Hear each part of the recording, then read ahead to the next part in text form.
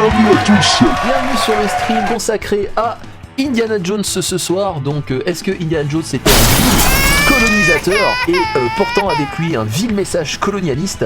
Donc petite thématique ce soir, donc bienvenue à Histoire d'en lire avec votre serviteur enquête d'histoire en on fire comme chaque fois. Donc tous les mardis soirs, une émission sympathique consacrée donc à des questions d'actualité, parfois à des sujets de débat comme un peu ce soir, et également à du jeu vidéo quand ça parle d'histoire. Consacré à une saga qui a apporté de nombreux darons actuels, qui a fait rêver pas mal de personnes, qui a parfois déclenché des vocations, à savoir devenir enseignant par exemple d'histoire ou archéologue, allez savoir. Archéologie est la recherche des faits. Et non de la vérité. Nous ne déchiffrons pas de cartes pour exhumer un trésor, et un X n'a jamais marqué son emplacement. Donc on va parler d'un épisode particulier d'Indiana Jones, donc le Temple Maudit. Donc notre Indiana Jones, donc comme on peut le voir, donc de 1984, qui est tout simplement donc le deuxième épisode de la série qui comporte 5 épisodes de nos jours. Donc l'Arche d'Alliance, le premier en 81, ensuite on a le Temple Maudit. La dernière croisade en 89, donc 4 ans d'écart entre les deux, alors que le premier il n'y en avait eu que 3 ans. Ensuite le plus long écart c'est bien sûr Indiana Jones et le Royaume de Cristal qui est sorti en 2008. Il a beaucoup déchaîné la critique. Moi je sais qu'au départ j'étais vraiment très déçu de ce crâne de cristal. À la manière dont le film déroulait son histoire et avec ce recours aux extraterrestres qui était franchement too much. Et puis le dernier, le Cadran de la Destinée, qui est sorti en 2023, et qui là par contre m'a vraiment réconcilié avec cette grande série que j'adore, notamment avec un film qui reprend vraiment les cadres d'Indiana Jones, et qui reprend ce qu'on attend du film d'aventure. Donc, ce soir, émission spéciale consacrée à un film qui m'a beaucoup touché étant plus jeune, et puis surtout qui m'a beaucoup questionné, et notamment qui me questionne sur son rapport vis-à-vis de l'histoire, notamment cette série-là, qui puise donc dans un cadre aux alentours dans les années 30, 1936-1934, donc le Temple Maudit c'est 1934-1935, qui va tout simplement courir cette Asie connaît de profonds bouleversements durant les années 30 et qui va narrer l'histoire donc que vous connaissez tous d'un archéologue, professeur d'université archéologue. S'il vous plaît, professeur, pourriez-vous m'expliquer comment remplir ceci? Pouvez-vous m'expliquer, professeur? Plutôt explorateur dira-t-on, parce que l'archéologie on la voit pas trop dans le film, mais qui va se plonger dans des anciennes civilisations et qui va tout simplement essayer de retrouver des artefacts avec toujours un côté mystique autour des artefacts, pouvoir magique, lien avec différentes divinités et un peu de surnaturel, voire littéralement dans ce temple maudit du fantastique, et notamment on peut voir même des scènes d'horreur en particulier sur la fin du film. Le sujet de ce soir, comme vous pouvez le voir, c'est notamment cette question de Indiana Jones. Peut-on dire que Indiana Jones était un vil colonisateur? Alors pourquoi cette thématique? Parce que tout simplement ce film qui sort en 1984, qui est un succès au box-office, dans la lignée des films que Spielberg monte, on peut penser aux Dents de la Mer, on peut penser également pour Lucas Star Wars bien sûr, qui est depuis 77, donc commence à devenir un succès cinématographique, et donc il a dans l'idée d'importer en quelque sorte dans le domaine cinématographique des films qui lui rappellent sa jeunesse, et notamment ses bandes dessinées qu'il achetait dans les années 30, début des années 40, et notamment des bandes dessinées qui narrent les aventures d'aventuriers qui partent comme ça dans des contrées exotiques, qui doivent faire face à d'énormes difficultés, et voire même un courant aussi cinématographique qui est porté aussi sur ces films un peu avec ces fameux cliffhangers, c'est-à-dire ces situations où le héros est en train d'être face à une difficulté qui semble insurmontable, et le film soit s'arrête, soit une pause, et donc laisse suspendre en fait l'action par rapport à ces différents éléments, et un retournement inattendu en quelque sorte, une forme de Deus Ex Machina qui va arriver et qui va finalement sauver notre héros. Dans le cadre de Indiana Jones, donc ces influences que George Lucas porte, il a l'idée de faire ce type de film inspiré de ces petites bandes dessinées qu'il dévorait enfant, qui même si dans les années 40 elles commencent à être beaucoup moins populaires par le fait que progressivement les Américains vont aussi avoir d'autres types de bandes dessinées beaucoup plus populaires, les comics en particulier, qui vont aussi connaître une grande prospérité.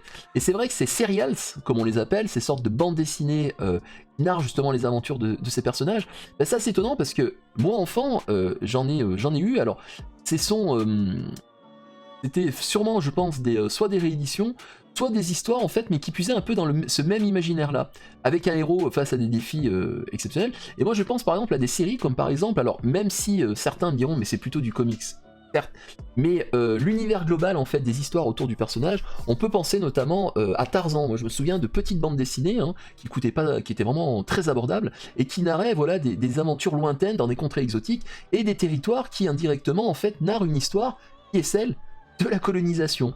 C'est-à-dire où on a des populations blanches qui sont face à un exotisme complètement inconnu. Alors ces populations blanches qui sont au sein de ces magazines qui pouvaient être lus dans différents magazines, que ça allait du Pif Gadget, que ça allait dans des revues enfantines. Mais cependant, on trouve comme ça des points communs. Et George Lucas va avoir l'intelligence ou la volonté de le porter au cinéma pour retrouver des films en fait qu'il ne trouvait plus. Alors pour revenir sur notre Indiana Jones, alors tout d'abord mon interrogation sur ce sujet un peu polémique, peut-on dire que Indiana Jones, Dr. Jones est un vil colonisateur? C'est tout simplement des articles que j'ai potassés sur internet, donc là on voit un article du Washington Post en fait sur la vision que pouvait diffuser Indiana Jones, notamment de ses temps passés, de la place de l'homme par rapport aux femmes, de la place de l'homme blanc par rapport aux populations locales, et en fait une critique émerge.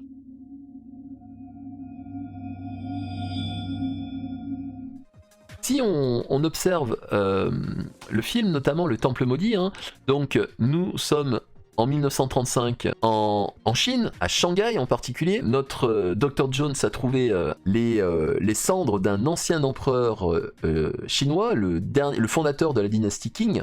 Donc il est dans un club, donc dirigé par ce bandit chinois que vous voyez à l'écran, qui s'appelle Lao Che, qui lui a donné pour mission justement de retrouver les dernières traces de ce premier empereur qui a fondé la dynastie Qing, qui sera la dynastie qui a régné du XVIIe siècle en Chine jusqu'au XXe siècle, jusqu'en 1912, quand la Chine devient une république.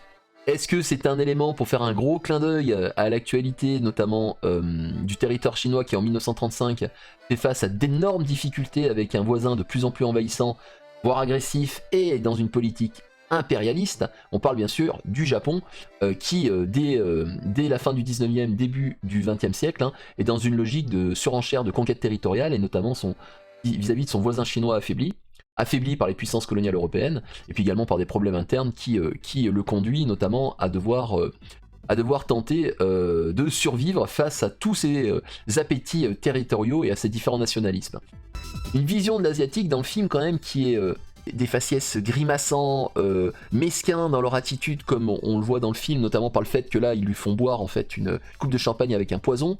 Donc la dissimulation et tous ces stéréotypes qu'on pouvait retrouver notamment face au racisme anti-asiatique. Et notamment avec cet imaginaire que l'on peut retrouver notamment dans la littérature coloniale de l'époque, avec un asiatique qui est jugé comme fourbe, dissimulateur et autres, et donc le film colporte ce type d'image. Donc là on voit que la scène se déroule justement dans cette ville de Shanghai de 1935.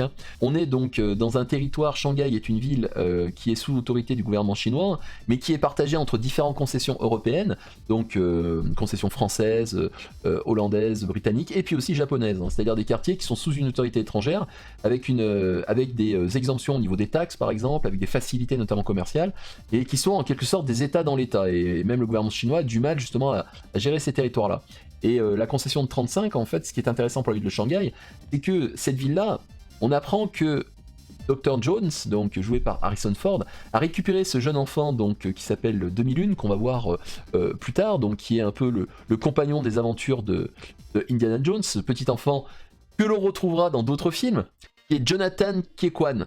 Donc Jonathan Kekwan, il est né en 71. C'est un acteur vietnamien. Et donc ses parents ont fui la dernière ville qui était Saigon, qui était au sud, qui était l'ancienne capitale donc, du gouvernement sud-Vietnam, donc pour se réfugier aux États-Unis tout simplement. Il a participé à pas mal de films, donc Indiana Jones et le Temple Maudit, qui l'ont fait connaître, et également un autre film qui est cher aux darons et au cœur de nombreux darons, qui est les Goonies en particulier. Et donc dans ce film-là, il fait le rôle de Data, donc le petit asiatique James Bond qui a plein d'inventions, etc. Et donc dans Indiana Jones, il est un peu le guide de Indiana, et on apprend que dans le film que justement il a été sauvé par Indiana Jones de bombardements japonais. Hein. Et là, il y a un gros clin d'œil justement à ce qui s'est passé en 1932. Hein. Les Japonais envahissent la Mandchourie, donc le nord de la Chine, hein, pour créer un état fantoche qui sera le Manchukuo. Et donc dans ce territoire-là, en 1931 et 1932, prétextant justement un attentat donc de Chinois sur une ligne de chemin de fer, qui est relaté d'ailleurs dans Tintin et le Lotus Bleu, je crois, qui est un motif en fait pour les Japonais pour prendre pied en Chine et progressivement tout simplement se lancer dans une conquête territoriale en créant ce vaste territoire avant donc 1935. Donc là on est dans un contexte politique qui est particulier avec cet impérialisme japonais qui avance, et ce qui est intéressant dans le film c'est qu'on n'en parle absolument pas, vous n'avez pas de référence directe à cette présence là, pourtant qui est centrale notamment dans l'inquiétude des populations locales et du contexte de l'époque.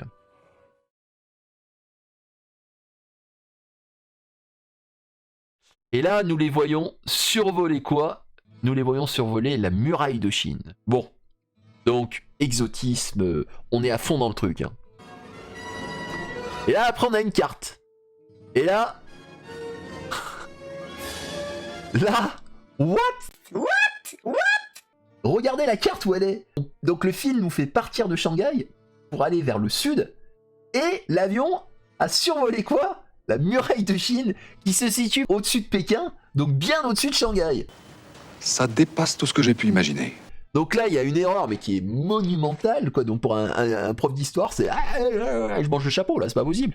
Donc, on se dit, allez, c'est pour rêver, c'est pour créer de l'exotisme sur des éléments que connaissent le public mondial, en particulier sur la Chine.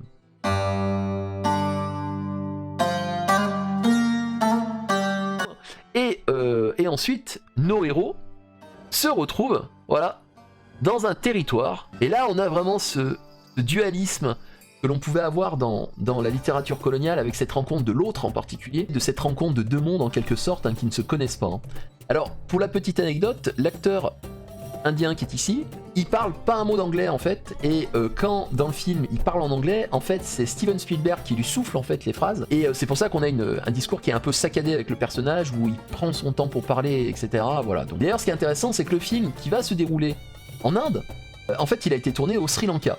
Parce que le gouvernement indien, en voyant le script, a refusé le film, car il donnait une image de l'Inde, une vision très négative voilà, des populations indiennes, miséreuses, misérables, etc. Alors, on le voit notamment sur certaines scènes, hein, quand Indiana Jones arrive dans le village, et là, peut-être, on a un peu le mythe de l'homme blanc, hein, qui vient sauver des populations en difficulté et qui va leur apporter le savoir, la sagesse, et la richesse et la prospérité. Hein, parce que lui, il est... entre guillemets, civilisé. Là, on a une vision vraiment, une vision très forte hein, entre les deux, où il est accueilli littéralement comme un sauveur. Hein. Alors pourtant, vous avez plusieurs éléments dans le film qui cassent un peu cette image-là et qui montrent le refus voilà, de se croire supérieur. Il leur donne à manger. Et vous avez l'actrice Willie Scott qui, elle, fait la fine bouche et mange avec difficulté ce qu'on lui donne. Et il y a Jones qui la rappelle à l'ordre et qui lui dit mais c'est quelque chose qui ne se fait pas, et si on ne mange pas ce qu'il nous donne, ça peut être vu comme quelque chose d'offensant. Et ça c'est un élément qu'on trouve aussi dans le film souvent, c'est-à-dire entre une vision qui est donnée et ensuite le message qui peut être apporté.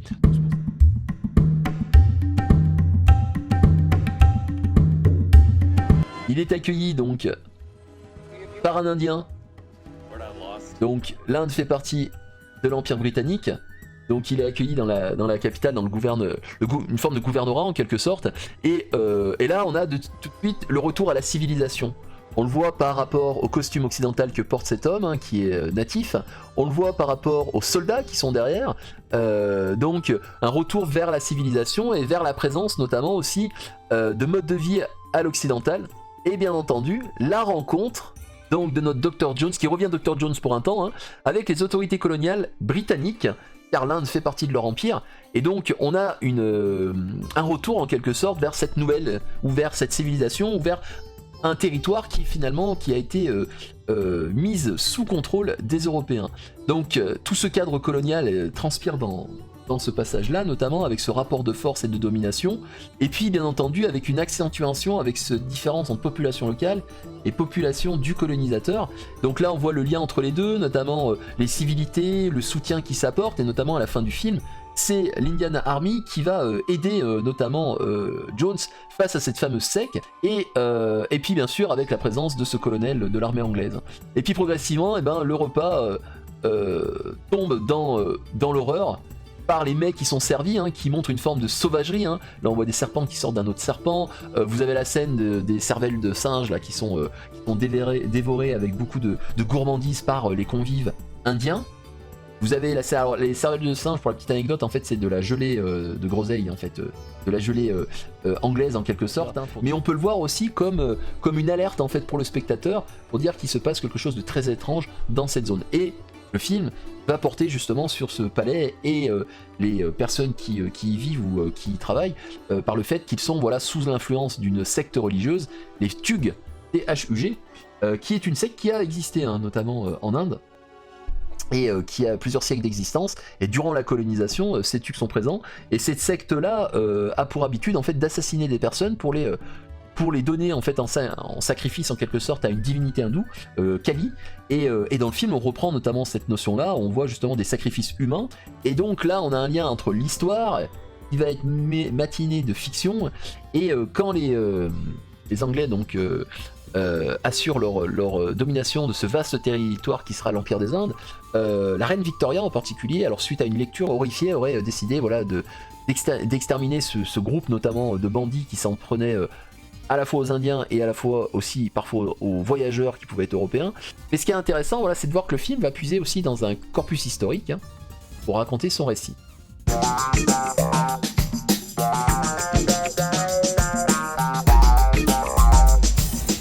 Les appellations également dans le film, et c'est là où on a une traduction française qui est quand même un peu en roue libre. Hein. L'ami de Indiana Jones, le petit asiatique là, donc vietnamien de son état, donc qui joue le rôle donc de demi-lune. Le terme a une connotation qui pourrait être considérée donc de raciste. Ouais, c'est pas faux.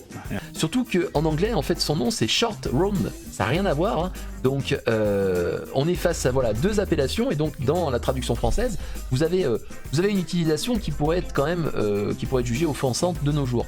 Ces critiques vis-à-vis de l'aspect, une vision discriminatoire ou méprisante vis-à-vis des populations locales, valorisation un peu de cette colonisation européenne dans ces espaces exotiques avec ce rapport de force et ce côté civilisationnel qui est porté notamment par certaines images du film, de la force coloniale anglaise, dans ces espaces lointains, avec des soldats à l'occidental, armés par l'Occident et sous direction occidentale. Donc là, oui, on a une vision bien entendu qui est coloniale. Ces éléments-là, peuvent amener la critique et le débat de nos jours.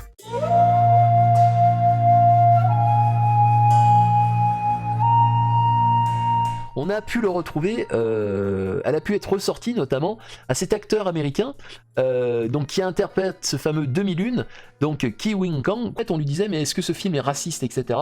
Qu'est-ce que vous en pensez, vous qui avez été acteur dans le film, etc.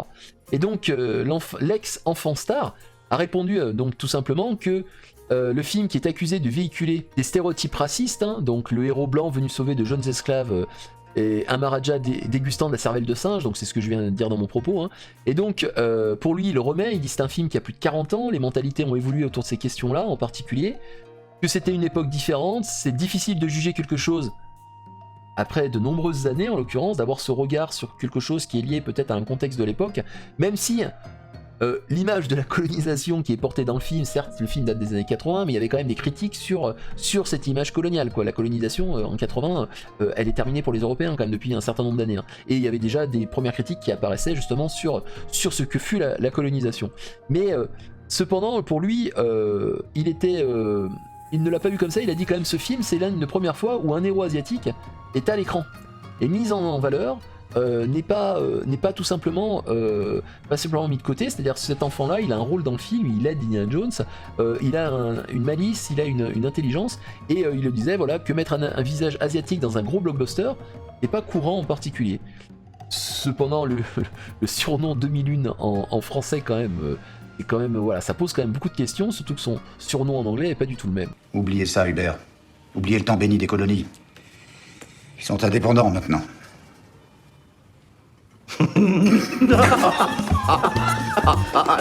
Alors je sais pas ce que vous en pensez, hein, si pour vous c'est un film qui vous a plu, qui vous a posé problème ou pas.